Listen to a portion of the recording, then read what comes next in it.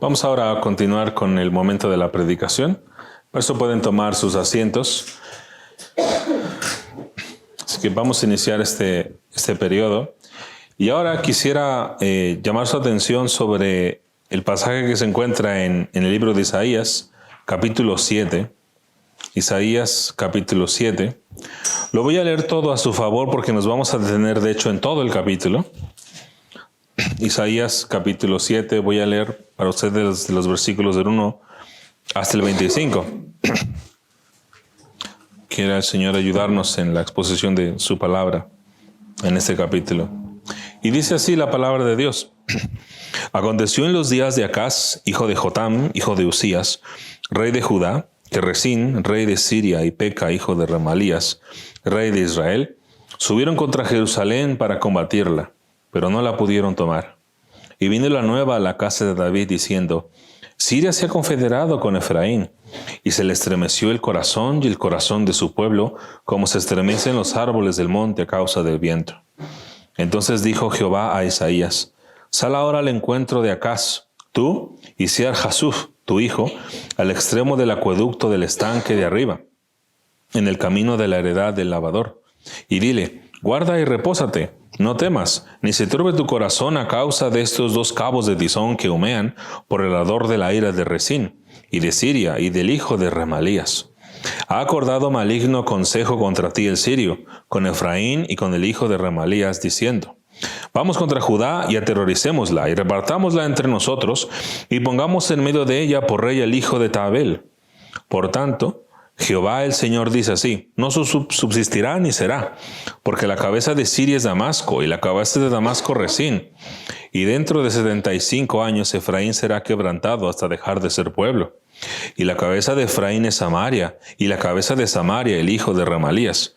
Si vosotros no creyereis, de cierto no permaneceréis. Habló también Jehová a Acaz, diciendo, pide para ti señal de Jehová, tu Dios, demandándola, ya sea de abajo en lo profundo, o de arriba en lo alto. Y respondió Acaz, no pediré, y no tentaré a Jehová.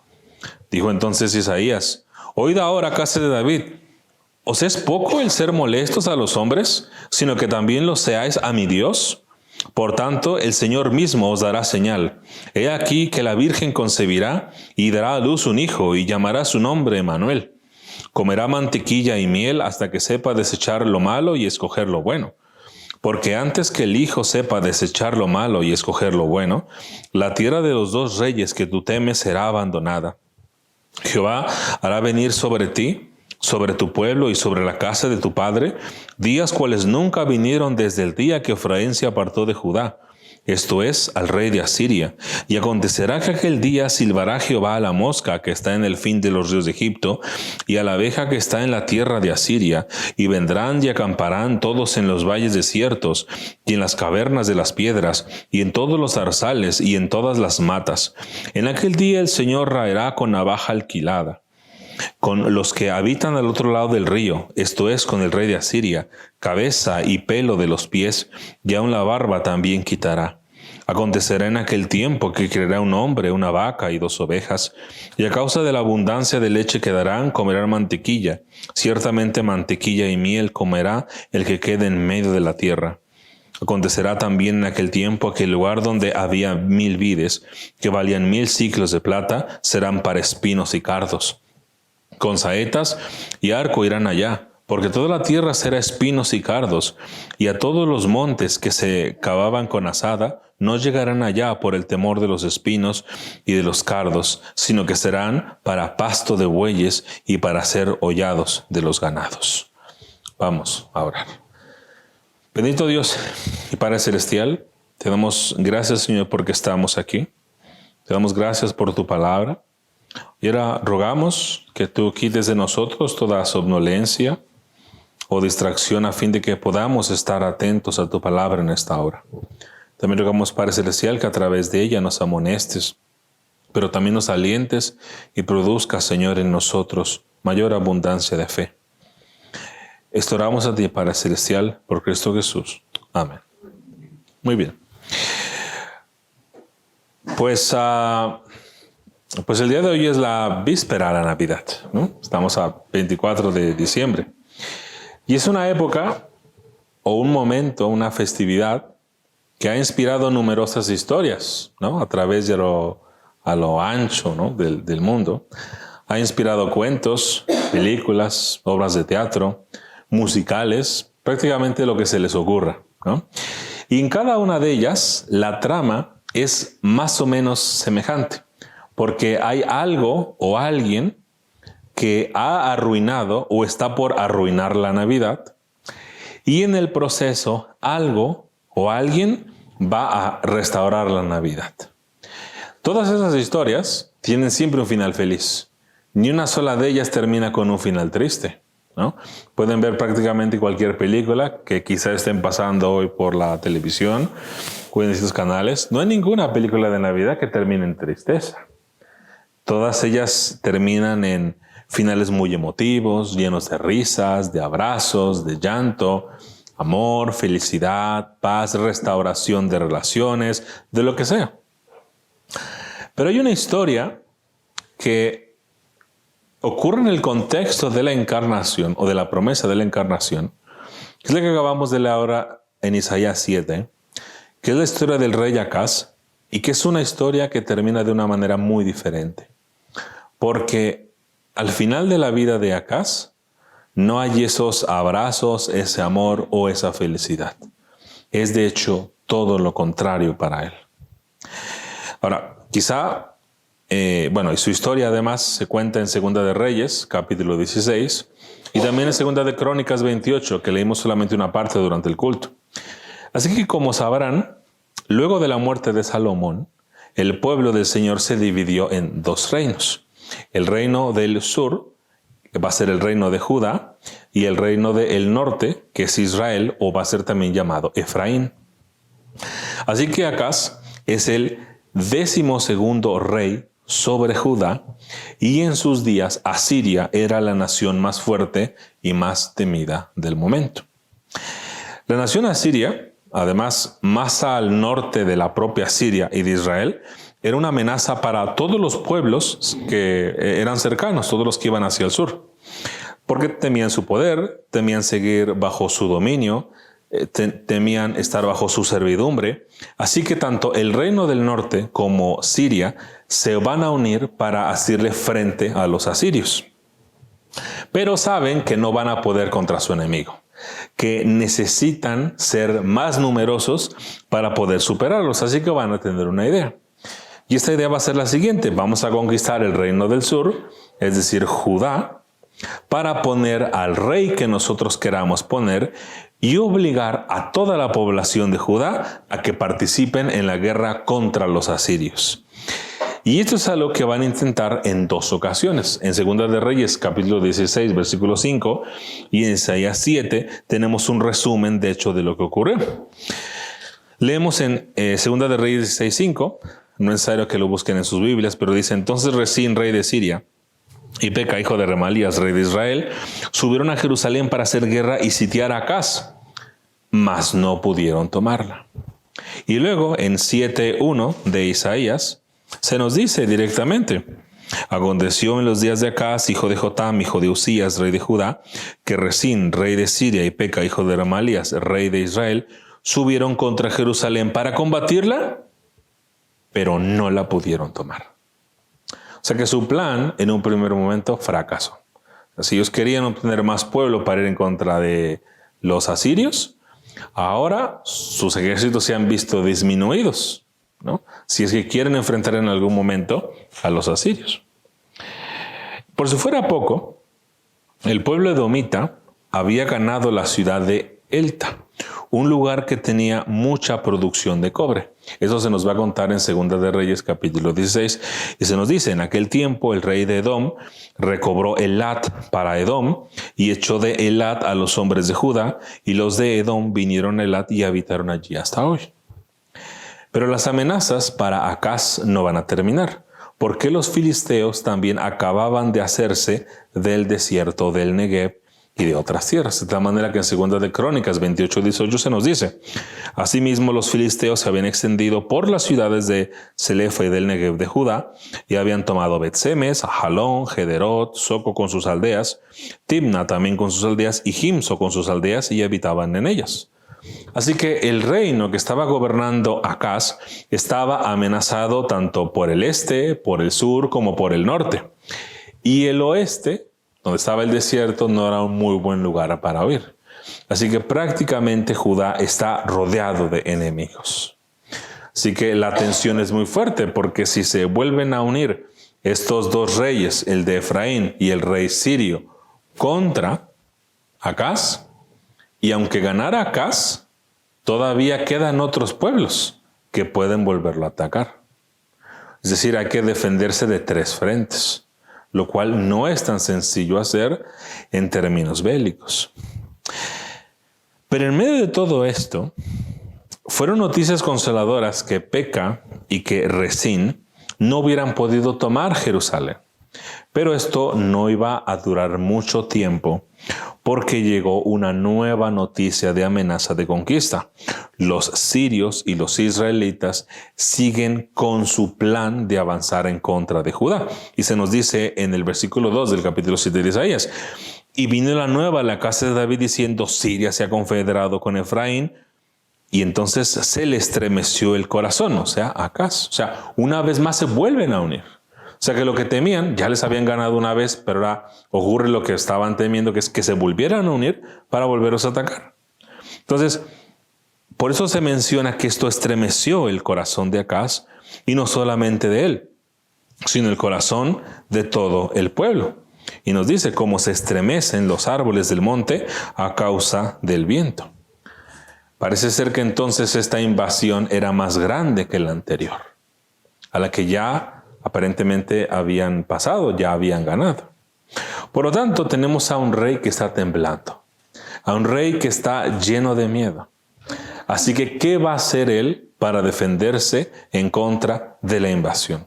Porque como hemos dicho, aun si él ganara esta segunda invasión, que es más fuerte, no podría hacerle frente, muy seguramente, a los filisteos y a los edomitas. Si estos dijeran: bueno, pues también vamos a enfrentarnos contra Judá. Así que el pueblo temblaba, porque sus enemigos finalmente eran más numerosos que todos ellos, y entre todos ellos además habían otros judíos. Es decir, dado que el reino se había dividido, esos del norte eran finalmente sus hermanos, aquellos de los que en algún momento dijimos estaban en los lomos de Abraham. Ellos también habían sido, eran descendientes de Abraham, así que estaban peleando o iban a pelear contra sus hermanos. Así que es un momento de mucha tensión para Judá. Y en este momento el profeta Isaías es enviado por el Señor a dar un mensaje al rey Acaz, que aparece en el versículo 3. Dice: entonces dijo Jehová a Isaías: sal ahora al encuentro de Acaz tú y Ser Hasuf, tu hijo, al extremo del acueducto del estanque de arriba, en el camino de la heredad del lavador. Entonces, si han sido cristianos por algún tiempo, quizás recuerden que el profeta Isaías había visto la gloria de Dios.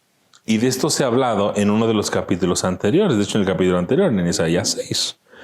Luego de que Isaías es sobrecogido por la santidad de Dios, que es consciente de su propia miseria, y salvado, ese es el lugar en el que el Señor le pregunta: ¿y a quién enviaré? ¿Y quién irá por nosotros?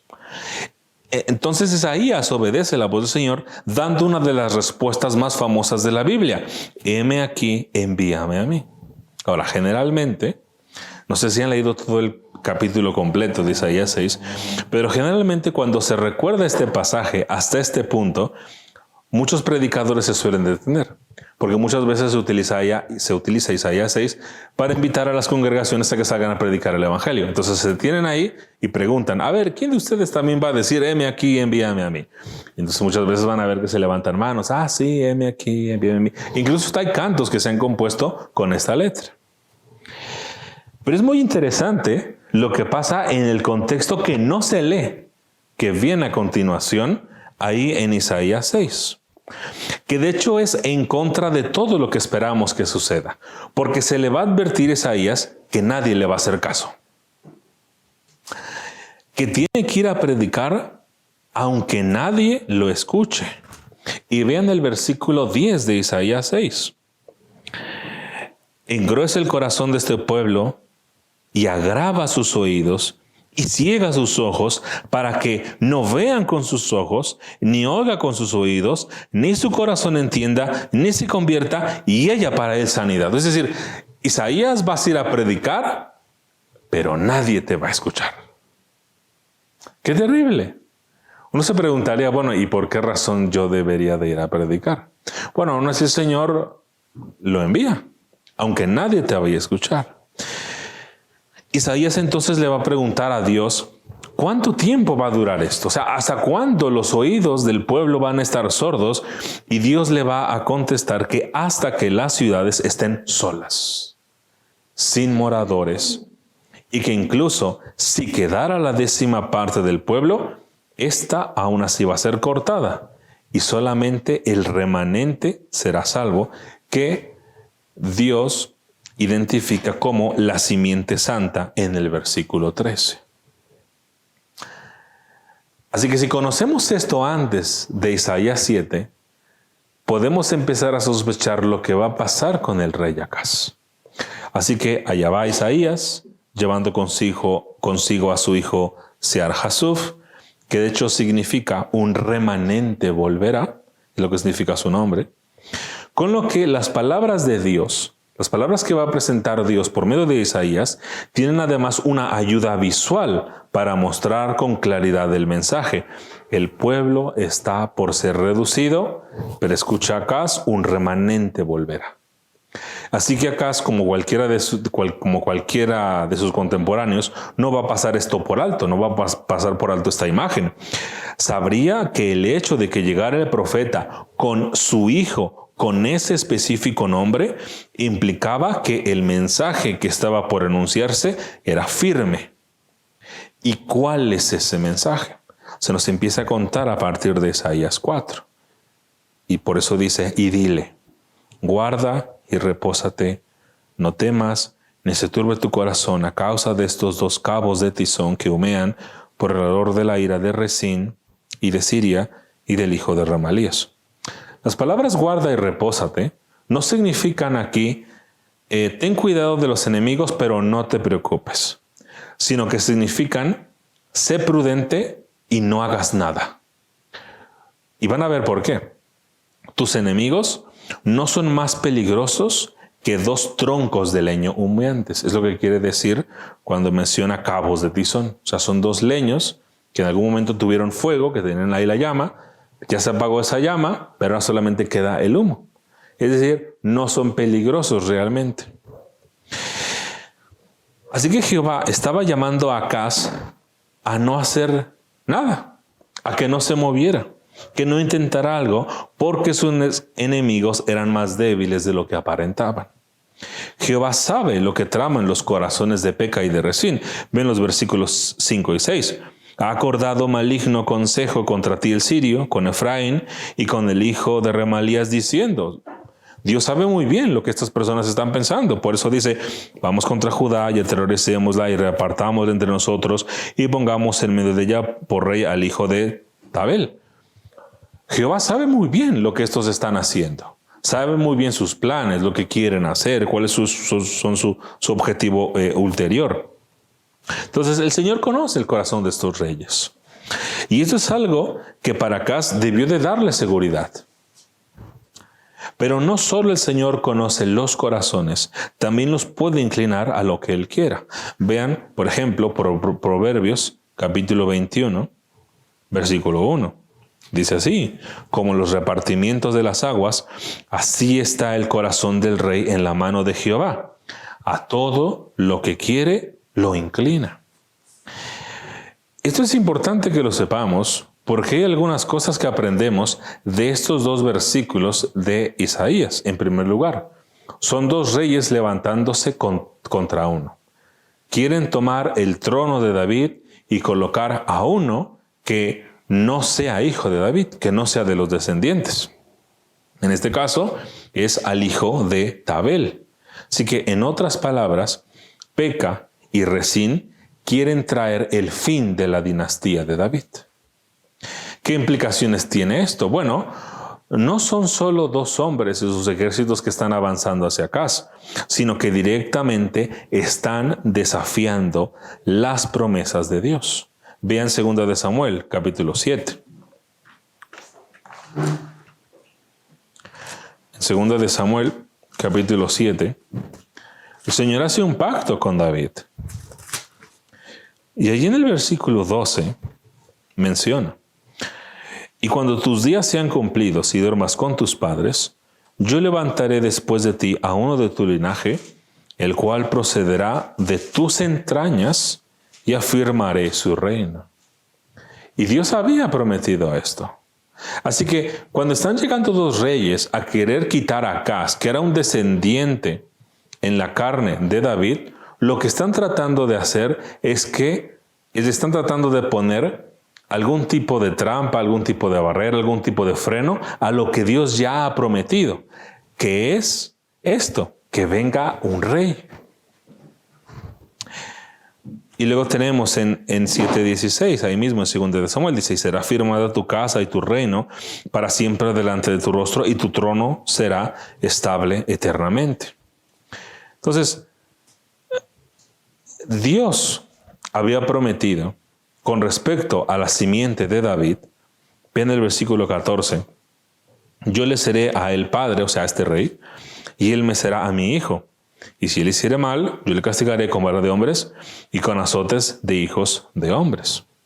Así que es una promesa que Dios ha dado. Es una promesa incondicional, que Dios había decidido cumplirla a pesar de la maldad de los reyes del linaje de David. O sea, sin importar qué tan malos fueran los descendientes de David, esta promesa la iba a cumplir Dios, pasara lo que pasara. Y para comprobación, vean el libro de 2 de Reyes, capítulo 20, de los versículos 4 al 6. También yo los voy a leer para ustedes. Vean esto. 2 de Reyes, capítulo 20, versículos del 4 al 6, dice el 4. Y antes que Isaías saliese hasta la mitad del patio, vino palabra de Jehová a Isaías diciendo: vuelve y di a Ezequías, príncipe de mi pueblo, así dice Jehová, el Dios de David tu padre: yo he oído tu corazón y he visto tus lágrimas. He aquí que yo te sano. Al tercer día subirás a la casa de Jehová, y añadiré a tus días 15 años, y te libraré a ti y esta ciudad de mano del rey de Asiria, y ampararé esta ciudad por amor a mí mismo y por amor a David, mi siervo. Porque el pacto es lo importante. Le había prometido a David que iba a venir un descendiente de él, que sería un rey, que tendría un reino que jamás tendría fin. Así que Dios ha cumplido con esto. Así que cuando Peca y Remalías quieren colocar a Tebal como rey de Israel o de Judá, quieren hacer que Dios no cumpla su promesa. Ahora, en segundo lugar, Isaías está incitando a Acaz a pensar en términos de dinastía. Ahí en Isaías 7 es muy curioso el vocabulario y la manera en que está hablando Dios a través del profeta Isaías con el rey Acaz. Porque él hace mención de el hijo de Remalías, hace mención de el hijo de Tabel, o sea, hijos de alguien. Es como si Dios le estuviera diciendo a Acaz: oye, vienen contra ti el hijo de Remalías y el hijo de Tabel, pero tú, Acaz, ¿de quién eres hijo? Acaz tendría que pensar y decir: bueno, pues yo soy hijo de David. Y si soy hijo de David, esto implica muchas cosas. Que con mi tatarabuelo, Dios ha hecho un pacto incondicional de que Él va a traer a un monarca que nos libre de todo esto. Acaz debería de haber pensado en términos de este linaje, en términos de dinastía. Por esta razón, en Isaías 7:7 se dice, leemos: por tanto, Jehová el Señor dice así: no subsistirá ni será. Porque Jehová no va a faltar a sus promesas.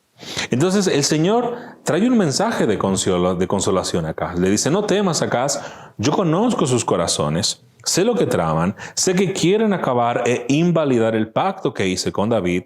Sé que la línea que llega hasta el Mesías está siendo atacada. No temas, yo puedo cambiar esos corazones y dirigirlos a donde yo quiera.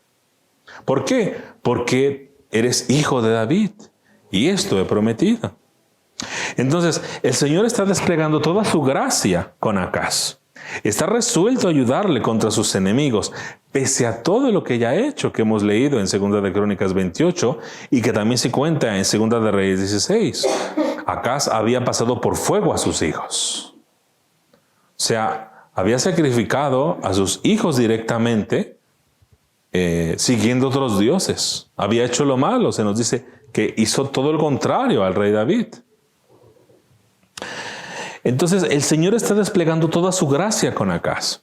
Está resuelto a ayudarle contra sus enemigos, pero hay un problema con Acaz. Porque quizá están pensando que Acaz era un pobre rey sitiado por muchos enemigos, un pobre rey del que hay que tener lástima porque no podía contra sus enemigos. Quizá crean que Acaz se trataba de un fiel rey de Dios que ahora estaba luchando contra esta adversidad y que su fe se está tambaleando. Pero vean una vez más la descripción que se nos cuenta en 2 de Crónicas 28. Voy a leerla para ustedes, es lo que acabo de decir. De 20 años era Acaz cuando comenzó a reinar y 16 años reinó en Jerusalén. Y se nos empieza a contar santo y seña de lo que él hace. Mas no hizo lo recto ante los ojos de Jehová como David su padre. Anduvo en los caminos de los reyes de Israel y además hizo imágenes fundidas a los Baales. O sea, trajo otros dioses. Quemó también incienso en el valle de los hijos de Hinón. O sea, empezó a ofrecer ofrendas que no eran solicitadas por Dios y que eran a quién sabe qué. E hizo pasar a sus hijos por fuego, conforme a las abominaciones de las naciones que Jehová había arrojado. Es decir, conforme a todos los enemigos de Dios. Asimismo sacrificó y quemó incienso en los lugares altos, en los collados y debajo de todo árbol frondoso. Es decir, la idolatría de Acaz fue tremenda. Porque imaginemos que en el presente, no sé, nuestro presidente sacrificara a sus hijos. Qué terrible sería aquello, ¿no? De verlo, además. Que debajo de cada árbol frondoso, debajo de cada monte, mirara cómo el pueblo, su gobernante, está ofreciendo todo un montón de sacrificios a otros dioses. Estamos hablando de una idolatría tremenda.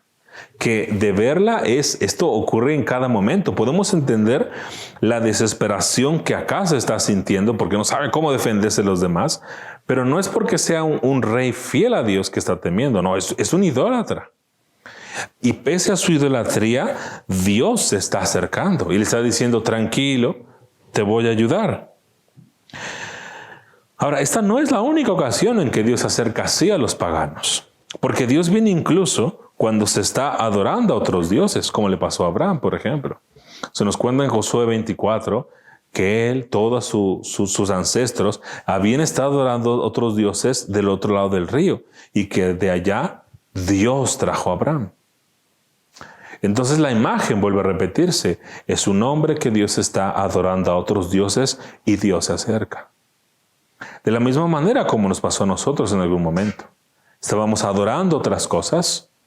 ¿Y quién se acercó primero? Fue Dios. Así que Acaz tenía un problema muy grande en su corazón. Acaz era un rey que tenía fe en otros dioses. Incluso él también estaba amenazando con acabar a la genealogía de David al pasar a sus propios hijos por fuego. Es un rey al que no se le pide que haga algo incluso. No se le pide que al menos junte, como Gedeón, 300 hombres. No se le pide que mantenga su cetro en lo alto para que la batalla sea ganada. No, lo único que se le pide es guarda y repósate. No hagas nada.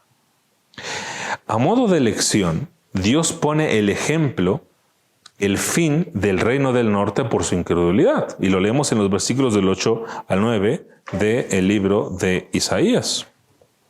que dice: porque la cabeza de Siria es Damasco, y la cabeza de Damasco Resín.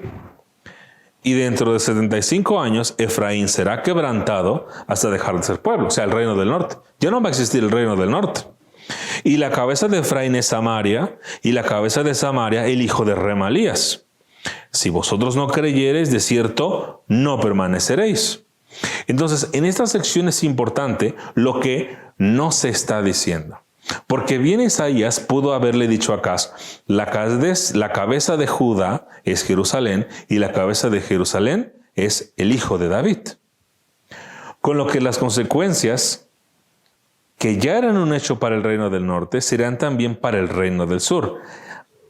Y esta es la advertencia: si vosotros no creyereis, de cierto, no permaneceréis. Así que el problema está identificado. Acaz no tiene fe. Sin fe, este pueblo se va a acabar. Pero ¿cómo un incrédulo puede, como Acaz, tener fe? La fe es la realidad central del pueblo de Dios. No solo su distintivo, sino el fundamento mismo de su existencia como pueblo. Tristemente, en muchas congregaciones en la actualidad, se ha llegado a trastornar la fe al concluir que dependiendo del tamaño de nuestra fe, es que Dios hace algo.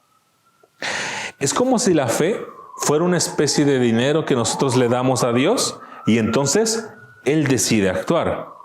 Pero la fe no es eso. La fe es el instrumento o canal por el cual, como cristianos, recibimos el don de la justicia. La fe no es una fuerza o un poder que ejercemos para llevar a cabo ciertas cosas. La fe no descansa en lo que nosotros hacemos, sino que descansa en la dependencia completa de lo que Dios ha hecho, hace y seguirá haciendo. Pensemos en el centurión que de lejos rogó al Señor Jesús que diera la orden de sanar a su siervo. Eso parece una fe sumamente fuerte, porque lo detuvo a la mitad. Allá iba el Señor Jesús a ver el siervo, pero entonces llega otro para decirle: no, que solamente digas la palabra, ¿no? Hizo incluso una fe más fuerte. De hecho, el Señor Jesús dice que Él no había encontrado una fe igual a ninguno de los judíos de su tiempo. Por otro lado, por ejemplo, en los pasajes de la tempestad con los discípulos, Jesús se refiere a sus discípulos como hombres de poca fe. Sin embargo, pese a la debilidad de la fe de ellos, Jesús no estaba decepcionado de ellos. No dejó que sus discípulos se enfrentaran a la tempestad o que remaran por su propia cuenta. Cuando Jesús estaba dormido en medio de la tempestad y los discípulos lo despiertan, Jesús no les dice: oigan, yo quería ir del otro lado del mar, ustedes me trajeron de esta barca, ahora me sacan de aquí. Nunca les dijo eso. Ni tampoco le dijo a Pedro cuando se hundió en el agua: ah, pobre pescador inútil, quédate en el agua, mejor me hubiera traído aquel centurión. ¿Verdad que no le dijo eso? No. Tanto el centurión como sus discípulos eran amados por Jesús. No era su fe lo que calmó las aguas, sino la obra de Cristo. No fue la fe del centurión lo que curó al criado, sino la obra de Cristo. Explico esto porque en nuestro pasaje de Isaías, el Señor sabe que hay incredulidad en el corazón de Acaz. El rey no cree que Dios le vaya a ayudar. Así que escuchemos lo que le dice Jehová. Dice el versículo del 10 al 11. Habló también Jehová a Acaz diciendo: pide para ti señal de Jehová tu Dios, demandándola, ya sea de abajo en lo profundo o de arriba en lo alto. Entonces, Dios está listo aquí para no detenerse ante nada, ya sea de abajo en lo profundo o de arriba en lo alto. La magnitud de la oferta resalta la gravedad de la crisis. Es decir, pide lo que quieras. Esta oferta resalta la magnitud de la ausencia de fe de Acaz también. Pero también resalta la importancia que el Señor le otorga al ejercicio de la fe. Dios estaba dispuesto a hacer lo que fuera, no debido a la fe de Acaz, sino debido a su ausencia, para que como resultado entonces Acaz tuviera fe. Es como si Dios dijera, yo sé que no tienes fe, Acaz, así que pídeme lo que quieras para que tengas fe y prevalezcas. ¿Y cuál fue la respuesta de este rey? Está en el siguiente versículo.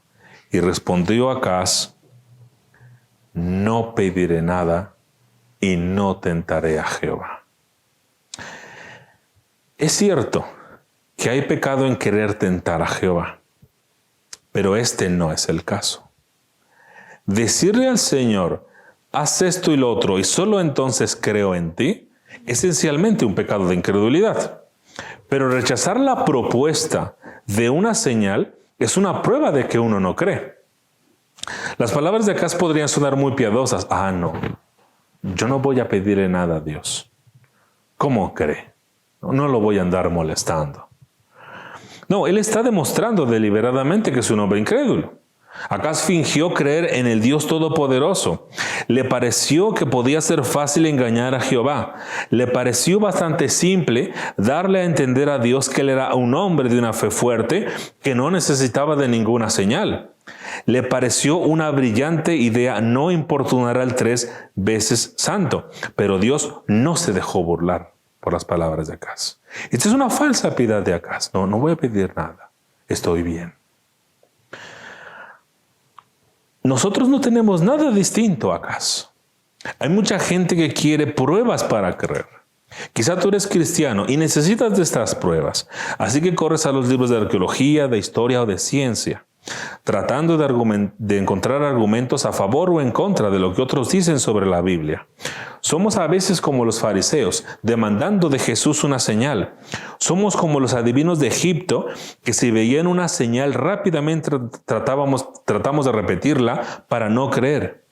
Si estamos buscando una señal en la ciencia, en la filosofía, en la arqueología, en la historia, para que nuestra fe crezca, ¿cómo les ha ido con eso? ¿Ya creen como deben de creer? ¿Qué pasa cuando ponemos otros libros como pruebas o testimonios de que la Biblia es verdadera? Que entonces no es la Biblia en el libro en el que más creemos, porque necesitamos de otra cosa. Nunca en la Biblia la gente tiene fe aparte de las obras de Dios. O si no, ¿por qué creen que podemos fortalecer o tener fe por medio de otras cosas que no son la palabra de Dios? Es absurdo decir, ahora no estoy diciendo que ir a un libro de arqueología bíblica sea innecesario. No, esos recursos son interesantes y son importantes, sobre todo cuando uno quiere explicar un texto bíblico. Pero una cosa es ir tras ellos porque no tengo fe, ¿no? Y porque espero que alguien más me la dé y que algo sustituya a la Biblia. Lo que sea que haya pasado por la mente de Acaz al dar tal respuesta, quizá estará por siempre oculto a nosotros. Pero hay algo de lo que tenemos seguridad. No se imaginó las terribles consecuencias de sus palabras. Los hombres como Acaz son hombres que creen que su pecado solo les afecta a ellos. Los hombres como Acaz ignoran que su pecado golpea y hiere a muchos. La respuesta divina no se hace esperar, y de los versículos 13 hasta el 25 tenemos toda una serie de castigos para ambos reinos, no solamente para Judá. Pero en medio de ellos es el Señor el que no va a retardar sus promesas, porque Él va a revelar cuál va a ser su señal, la cual va rodeando y mostrando progresivamente a través de todo el libro de Isaías. Entonces Isaías amonesta a Acaz en el versículo siguiente, versículo 13. Dijo entonces Isaías, oíd ahora, casa de David, ¿os es poco el ser molestos a los hombres, sino que también lo seáis a mi Dios? Y vean qué título utiliza, a la casa de David, con la que Dios había hecho el pacto. O sea, estamos hablando en términos de dinastía, como había mencionado hace rato. Y quizá, en este punto, quizá han pensado que Isaías pudo haber pedido lo inimaginable. Porque es cierto, la magnitud de la oferta es tremenda. Seguramente pensaron, o habrán pensado, o no sé, que si acaso hubiera hecho caso, se hubiera escrito el mayor milagro de toda la Biblia. Porque posiblemente lo que hubiera pedido Acaz hubiera sido más famoso que todas las plagas. Quizá más famoso que la apertura del mar, o que la zarza ardiendo que no se consumía. Porque Acaz pudo haber pedido que, como en las películas, al chasquido de sus dedos, sus enemigos murieran. Podría haberlo dicho. Porque le dijo Jehová, pide lo que quieras. ¿Puede haber pedido que todos los ángeles del cielo bajaran y llegaran a sus enemigos? Sí. Porque Dios estaba dispuesto a todo. Pero no se le dejó a un hombre el mayor milagro, sino que el mayor milagro fue reservado a Dios. ¿Y cuál es este? Está en el versículo 14. Por tanto, el Señor mismo os dará señal. Este es el más grande milagro. He aquí que la Virgen concebirá y dará a luz un hijo, y llamará su nombre Emmanuel. De este niño se nos dice en el versículo 15 que comerá mantequilla y miel hasta que sepa desechar lo malo y escoger lo bueno, es decir, en términos alimenticios, no morales. El versículo 16 nos dice que antes que este niño sepa escoger lo bueno o lo malo, la tierra del rey de Asiria y Efraín será abandonada. Por eso dice, porque antes que el niño sepa desechar lo malo y escoger lo bueno, la tierra de los dos reyes que tú temes será abandonada. O sea, tanto la de los sirios como la de Efraín, el reino del norte, será abandonada. O sea, estos dos reinos van a caer totalmente. De los versículos 17 al 20, el profeta le anuncia a Acaz que el rey de Asiria, al que tanto le temen los sirios y el reino del norte, va a atacar. Incluso los egipcios se van a sumar con los asirios para acampar en todos los valles, en las cavernas y en todo lugar. Voy a leer del 17 al 19. Jehová hará venir sobre ti, sobre tu pueblo y sobre tu casa de tu padre, días cuales nunca vinieron desde el día que Efraín se apartó de Judá. O sea, cuando se separaron los reinos. Esto es al rey de Asiria. O sea, están intentando que el rey de Asiria no venga y no lo van a conseguir. Va a venir y los va a golpear y los va a herir. Y acontecerá que aquel día silbará Jehová a la mosca que está en el fin de los ríos de Egipto y a la abeja que está en la tierra de Asiria. O sea, los reinos de Egipto y de Asiria van a venir. Y todo esto que ves acá lo van a acabar. Por eso dice el 19, y vendrán y acamparán todos en los valles desiertos y en las cavernas de las piedras y en todos los zarzales y en todas las matas. Va a ser esto una mortandad terrible. Si han leído el libro de los jueces, cuando llegaba alguna nación extranjera, muchas veces el pueblo de Israel se escondía en las cavernas. Pero ahora, cuando estos dos ejércitos vengan, no va a haber ni cavernas en las cuales esconderse. Entonces el rey usará al rey de Asiria como una navaja. Vean el versículo 20. En aquel día el Señor raerá con navaja alquilada con los que habitan al otro lado del río. Esto es con el rey de Asiria. Cabeza y pelo de los pies y aun la barba también quitará. Es decir, esta navaja que vendrá sobre todos estos reinos va a venir con toda su fuerza. Pero vean la intimidad. O sea, no solamente esta navaja, que la utilizamos a veces para afeitar, para cortar el cabello, sino que también va a cortar los pelos de los pies. O sea, va a llegar su azote a lugares íntimos en los pueblos. Qué terrible respuesta de Acaz. No sabía que su respuesta iba a traer consecuencias no solamente para el reino del sur, sino también para el reino del norte. Entonces llega la explicación de la mantequilla y la miel de los versículos anteriores, del versículo 15. Dice el 21 y el 22. Acontecerá en aquel tiempo que querrá un hombre, una vaca y 2 ovejas. A diferencia de que eran un pueblo altamente ganadero, ahora van a tener muy poco. Y a causa de la abundancia de leche que darán, comerán mantequilla. Ciertamente mantequilla y miel comerá el que quede en medio de la tierra. Es decir, acá es responsable de que venga una drástica reducción del trabajo. Lo único que podrá tener los pobladores será el fruto de un ganado muy reducido y serán dependientes de los panales que se formen en el campo. Y luego llega el versículo 23 al 25. Acontecerá también en aquel tiempo que el lugar donde había 1000 vides que valían 1000 siclos de plata, ahora van a ser espinos y cardos.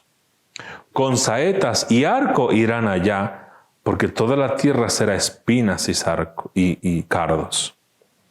Y a todos los montes que se cavaban con azada, no llegarán allá por el temor de los espinos y de los cardos, sino que serán para pasto de bueyes y para ser hollados de los ganados. Yo ciertamente no soy ganadero, pero estoy seguro que nadie alimenta a sus bueyes con cardos y espinos. O sea, la tierra sí va a ver afectada. No habría comida para las bestias del campo, ni para ejercer plenamente la ganadería. Y lo que es peor es que los ganados van a pisotear lo único que podrán comer, que son cardos y espinos. Qué terribles consecuencias para Acaz. Y también para nosotros cuando pensamos que nuestro pecado solamente nos está afectando a nosotros. Cuando creemos que lo que hacemos no va a afectar a las personas que están en nuestra casa o que están a veces en nuestro vecindario. Por supuesto que tu falta de predicación en donde tú vivas va a ser de impacto para todos aquellos que están ahí junto a ti. Debido a la incredulidad de Acaz, el Mesías nacería en pobreza. Sería heredero en un momento en el que el trono de David va a ser irrelevante o sin importancia. ¿Por qué? Porque otra nación estaría poseyendo la tierra que Dios había dado a su pueblo. Por eso es que en los evangelios muchos piensan que Jesús es ese Mesías bélico que va a llegar a apartar a los romanos que están ocupando la tierra. Porque por ese momento el imperio romano ya se había expandido más allá de Israel. Va a ser un momento en el que va a ser irrelevante la casa de David. Por eso, cuando los magos le anuncian a Herodes que ha nacido el rey de Israel, ¿qué pasa con él? Se enoja. ¿Cómo es posible? Rey solo yo. Y si hay alguien que se quiere levantar rey, hay que asesinarlo. ¿Y qué pasa? La matanza de niños. ¿Por qué va a ser sin importancia o irrelevante el trono de David? Porque otra nación va a estar poseyendo la tierra. Cada rey en la línea de David tenía el anhelo de que él podría ser el Mesías, porque a la casa de David fue dada esa promesa. Finalmente, a un descendiente de Judá. Y cada rey era el guardián de ese anhelo, ya que él podría ser el padre del Mesías. Desde el tiempo de Acaz no volvió a haber una casa de David en el más amplio sentido de la palabra, sino solamente una línea de marionetas y de reyes, de marionetas y reyes bajo el dominio de otro rey extranjero. Hasta que, en el exilio, casi desaparecen. Entonces, cuando llegara el nacimiento del verdadero Emmanuel, él va a compartir la pobreza con su pueblo, sintiendo el peso del opresor. No en ese momento nació Jesús, cuando ellos también están experimentando todo eso. De hecho, piensa en el ministerio de Emmanuel, es decir, Jesucristo. Si algo vemos a lo largo de todos los evangelios, es que no necesitamos muchas manos para contar a los ricos y a los nobles. De hecho, lo recordamos, el joven rico, los fariseos. A veces no tiene nombre, pero las manos no nos alcanzan para reconocer que las multitudes que se acercaron a Jesús estaban constituidas por gente pobre, gente que estaba bajo el yugo, el castigo y el poder de reyes y emperadores, tiranos y déspotas, como lo fueron los romanos. Así que qué vergüenza para el rey Acaz, porque si alguien en los días de Jesús preguntaba, ¿Por qué estamos gobernados por tiranos? ¿Por qué somos pobres y no disfrutamos de la bendición de Dios? ¿Qué no se supone que somos el pueblo de Dios? ¿Qué no se supone que Dios nos sacó de Egipto? ¿Por qué la casa de David no es la que está gobernando? Todas estas preguntas se respondían señalando a un solo hombre, Acaz. Si eres cristiano, no solo la salvación de tu alma fue planeada desde hace muchos años, desde la eternidad pasada. No solo se te ha regenerado y justificado, sino que también se te ha adoptado. Porque a todos los que recibieron a Cristo, a los que creen en su nombre, les dio potestad de ser hechos hijos de Dios. En Cristo somos hijos del Padre por adopción. Y esto significa que tenemos acceso libre al trono de la gracia, como de hecho ya hemos visto en la carta de Hebreos, que se nos ha capacitado para tener una comunión íntima con Dios. Al ser contados como hijos, tenemos esperanza de que seremos cuidados, corregidos y disciplinados. Tenemos la certeza de que nunca seremos desechados, porque nunca Dios podría negar o rechazar la ofrenda que Cristo hizo para salvarnos. Como hijos estamos sellados para el día de la redención y seremos coherederos de las promesas eternas. Ahora, de hecho, si se fijan, durante el culto leímos algún fragmento del capítulo 1 de Mateo. Cuando a José se le dice que María ha concebido del Espíritu, a José se le habla también en términos de dinastía. Se le dice hijo de David. No se le dice José, no. El ángel llega a decirle, o Dios llega a decirle, hijo de David. O sea, piensa en todas las implicaciones, José, que esto tiene. Y a él se le anuncia este pasaje que estamos viendo. José, como cualquier judío, conocía lo que decía Isaías 7.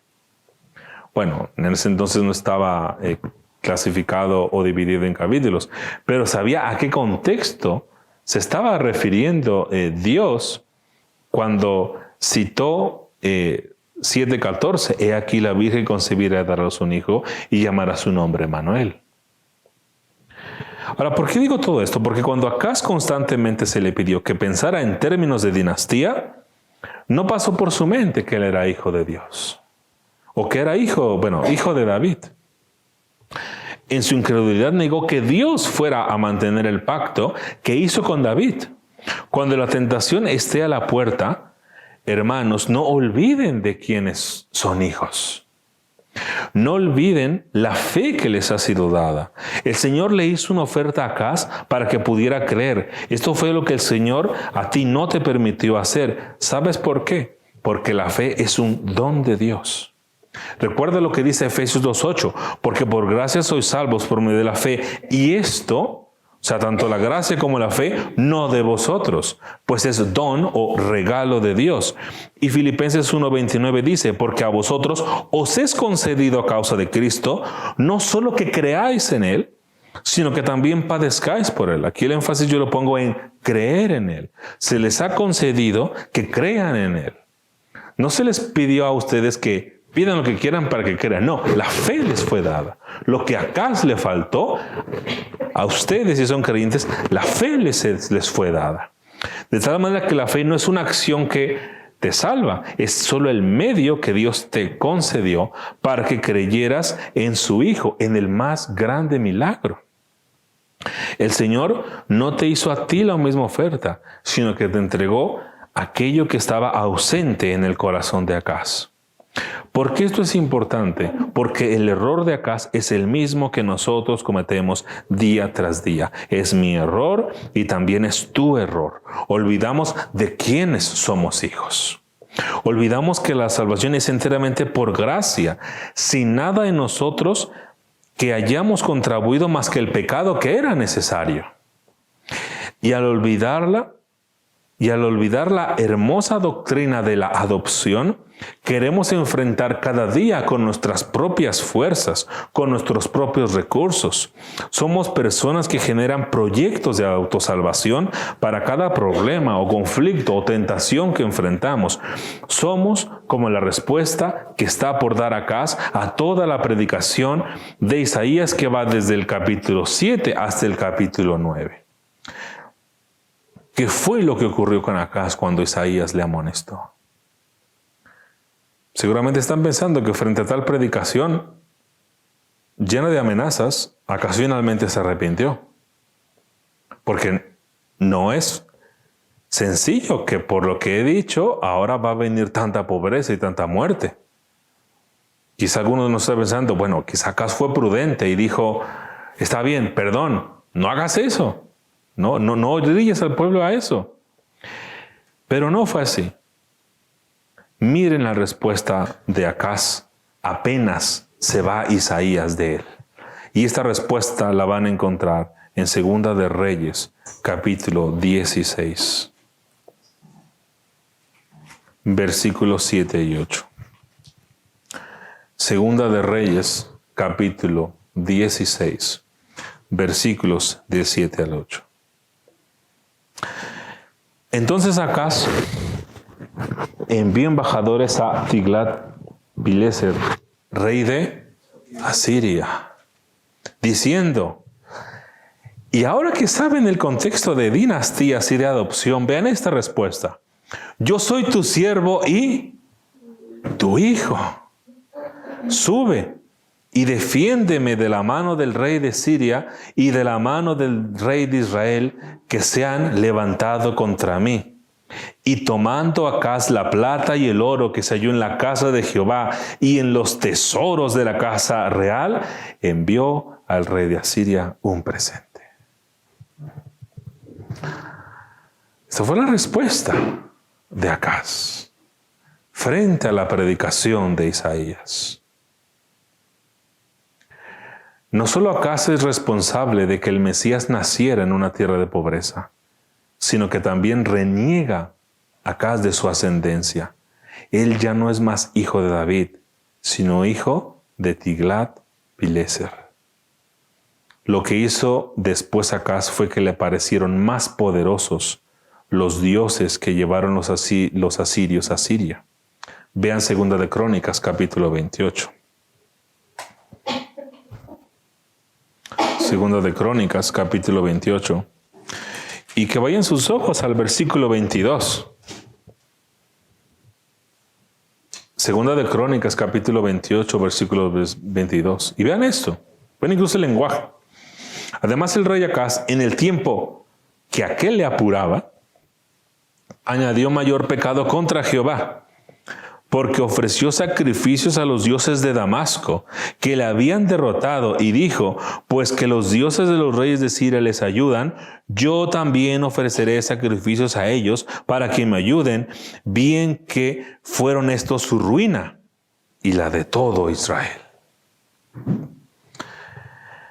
El rey Acaz se dejó llevar por lo que le funcionaba, o por lo que aparentemente le funcionaba, o le iba a funcionar, por lo que le parecía que traería paz, pero no le entregó nada, porque la profecía de Isaías dejó claro que su aparente salvador sería su verdugo. Y así fue. Acaz creyó que una buena estrategia militar le ayudaría a calmar su temor y el del pueblo. Creyó que con una buena política en relaciones exteriores todo se solucionaría. El pesimismo y el miedo estaban a la puerta del pueblo de Dios. Nosotros también somos atribulados por el pesimismo y por el miedo. Encontramos que estamos en conflictos económicos, en tensiones en nuestras relaciones y familias. Nos preguntamos si nuestros hijos tendrán todo lo que necesitan. Miren, hermanos, a veces en momentos de mayor debilidad, quisiera vivir hasta los 120 años para asegurarme que mis hijos tengan todo lo necesario. Pero esa es debilidad. Si nos quedamos, nos preguntamos si nos quedaremos solteros el resto de nuestros días, si la gente al fin mirará lo que somos capaces de hacer. El pesimismo y el miedo no solo estaban presentes hace miles de años en Jerusalén, también están en este mundo y definiendo el minuto presente de nosotros mismos, pero también de otros.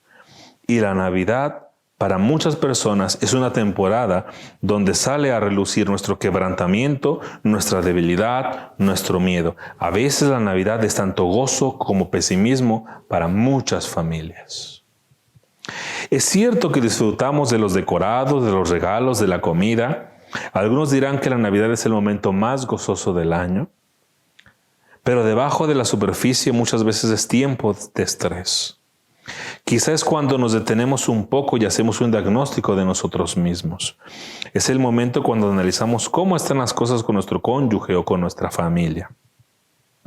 Muchas familias terminan destruyéndose, no porque en algún momento hubo un gran conflicto, sino porque pareció más deseable darle al hijo ese juguete que tanto pidió en el supermercado. Porque pareció que todo lo que necesitaba mi familia era no faltar cada viernes al cine, por ejemplo. Porque pareció buena idea que para que mis hijos estuvieran quietos era saludable entregarles un televisor. Porque pareció que cada vez que me enojaba con mi esposa, una visita al centro comercial mejoraría las cosas. Pero ya todo eso realmente ha funcionado.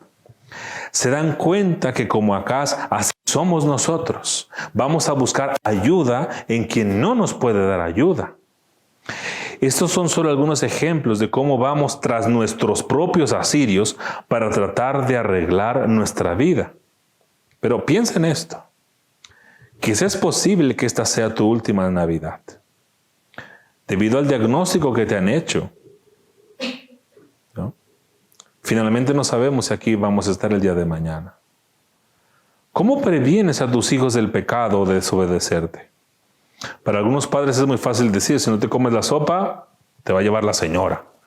O si no limpias tu cuarto, te va a llevar el policía. ¿Por qué tu exhortación nunca se ancla en la palabra de Dios?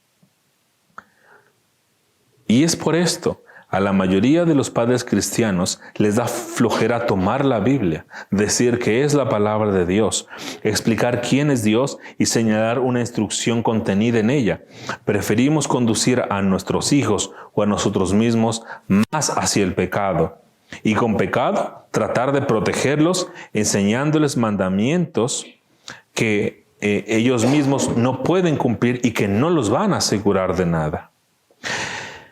Es posible que esta noche estén lidiando con una hija que nunca llama por teléfono, ni en ningún momento del año ni en este. Es una celebración en la que quizá van a tener que estar lidiando con un familiar que no puede estar sobrio. Algunas Navidades son el momento de las grandes peleas familiares. Es la temporada donde los hijos a veces se aprovechan de sus padres. Porque es el momento en el que mis padres no me van a poder negar esto, porque es Navidad. Experimentamos todo esto porque el corazón del problema es el problema del corazón. Queremos estar en control todo el tiempo, pero de aquel lugar de donde sale todo lo malo es precisamente lo que no podemos arreglar, nuestro corazón. Queremos que nuestro país vaya mejor y cada vez mejor, pero si nuestra más grande necesidad hubiera sido política, Dios hubiera enviado a un presidente. Si nuestra más grande necesidad hubiera sido económica, Dios hubiera enviado a un economista. Pero debido a que nuestro problema es el pecado de nuestro corazón, la única respuesta es enviar a un Salvador, es enviar a un niño. A un niño, lo dije así directamente porque así lo dice. Y la Virgen concebirá y dará a luz un hijo. Quizá Acaz no se esperaba esta respuesta, como que un niño. Porque seguramente él pensó, ¿cómo que un niño va a venir a salvarme? Yo no necesito un niño, Isaías. Mira por todos lados, hay ejércitos. Yo lo que necesito es un ejército muy grande, ¿no? La Navidad nos hace recordar que la vida es una constante batalla y pensamos que la seguridad, la paz y la comunidad que tanto anhelamos podemos obtenerla por nosotros mismos.